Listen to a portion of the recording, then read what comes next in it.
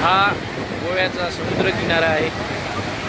आम्ही सर्व जीवलग मित्र श्री विजय सुरसे, चव्हाण सर, काळे सर व मी व श्री चंडोल सर आम्ही दिवाळीच्या सुट्ट्यामध्ये गोव्याला समुद्र पर्यटनाचा किंवा समुद्राच्या लाटांचा आनंद घेण्यासाठी या ठिकाणी आलेलो आहोत। जिकडे तिकडे आपल्याला पांढरं शुभ्र पाणी दिसतंय आणि किनाऱ्यावर प्रचंड लोकांची गर्दी पाहायला मिळत आहे। इथे आपणाला जीवनाचा आनंद लुटताना लोक दिसत आहेत।